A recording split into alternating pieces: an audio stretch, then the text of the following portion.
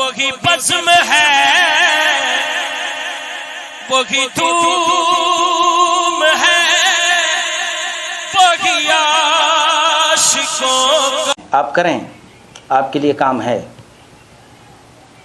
بحیثیت امت آپ یہ طے کر لیں کہ ہم ہر سال ایجوکیشن میں اپنا ٹارگٹ پورا کریں گے. بابری مسجد کا قضیہ آپ ہار گئے اس لیے کہ وکیل آپ کے نہیں تھے، یقین مانیے. نوجوان جیلوں کے اندر بند ہیں اور ان کا کوئی پرسان حال نہیں، اور آگے یہ وقت آنے والا ہے کہ کوئی بھی ہندو آپ کا کیس نہیں لے گا، اور ایسے مشاہدات ہو چکے ہیں.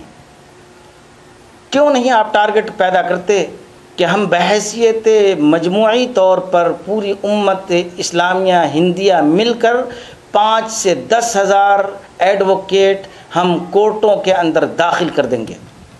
ہزاروں مدرسے جو ہمارے پڑے ہوئے ہیں وہاں سے سینکڑوں کی تعداد میں ہر سال ہم وکلا نکالیں گے، اور وکلا نکال کر کے کورٹوں کے اندر ہم بھر دیں گے تاکہ ہماری آواز اور ہماری طاقت مضبوط ہو.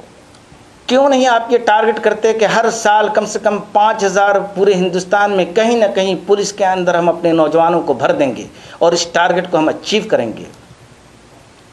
کیوں نہیں آپ یہ ٹارگٹ بناتے ہیں کہ ہم پورے سال میں کم سے کم 100 IAS پیدا کریں گے. آپ کے نام آتے ہیں 15-20، آپ کی تعداد 14% ہے اور 20 سے کام نہیں چلنے والا. آپ کیوں نہیں یہ ٹارگٹ کرتے ہیں کہ پورے ہندوستان میں ڈاکٹری کا جو پیشہ ہے وہ مسلمانوں کا پیشہ بن جائے؟ کیوں نہیں یہ ٹارگٹ کرتے ہیں کہ پورے ہندوستان میں IT پر قبضہ مسلمانوں کا قبضہ ہو تاکہ دوسری قومیں آپ کی محتاج بن جائیں؟ جس دن دوسری قومیں آپ کی محتاج بن جائیں گی اس دن طاقت آپ کے پاس آئے گی، مگر جو کرنے کے کام ہے وہ ہم نہیں کرتے. تو آج بابری مسجد کی جگہ پر رام مندر کے شیلا نیاز پر افسوس اور ماتم کرنے کے بجائے آپ اور ہم مل کر کے یہ کمٹمنٹ کریں کہ ہم ہندوستان کا نقشہ بدلیں گے، اپنی قوم کا نقشہ بدلیں گے. ایجوکیشن کے اندر مسلمان نمبر 1 پر آئے گا. ہمارے وکیل ہوں گے، ہمارے ڈاکٹر ہوں گے، ہمارے IT انجینئرس ہوں گے. دوسرے سیکٹرز میں کچھ بھی ہو جائے، ہمیں جاپان کی طرح 30 ملین کول کا ٹارگٹ انہوں نے پورا کیا تھا، ہم 30,000 انجینئرس، ڈاکٹرز اور ایڈوکیٹ کا ٹارگٹ پورا کریں گے. ہزاروں کی تعداد میں آپ کے مدرسے پھیلے ہوئے ہیں. کیا ہمارے پاس ان سارے مدرسوں کی ضرورت ہے؟ کیا اس بات کی ضرورت نہیں ہے کہ ان مدرسوں میں سے چند کو ہم چینج کر دیں اور چینج کر کے ہندوستان کی معیشت اور ہندوستان کی IT اور ہندوستان کی ایڈمنسٹریشن میں حصہ لیں؟ کیا زکوٰۃ کے پیسے صرف مدرسے میں پڑھنے والوں کے لیے جائز ہیں اور باقی کے لیے حرام ہیں؟ کیا ہم اتنے بڑے فنڈ کو ہم ہندوستان کی معیشت اور ہندوستان میں مسلمانوں کو طاقتور بنانے کے لیے خرچ نہیں کر سکتے؟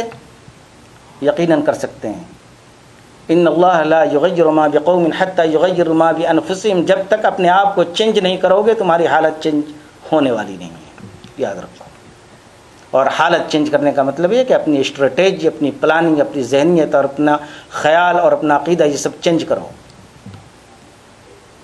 اس لیے میں امید کرتا ہوں کہ ہمارے نوجوان بجائے اس کے کہ افسوس اور ماتم کریں گے، اپنے لیول پر کم از کم ٹارگٹ کریں گے کہ ہم ہندوستان میں تعلیم کا نقشہ مسلمانوں کے لیے تبدیل کر کے رکھ دیں گے. اللہ تعالی ہمیں اور آپ کو، ہم سب کو توفیق عطا فرمائے.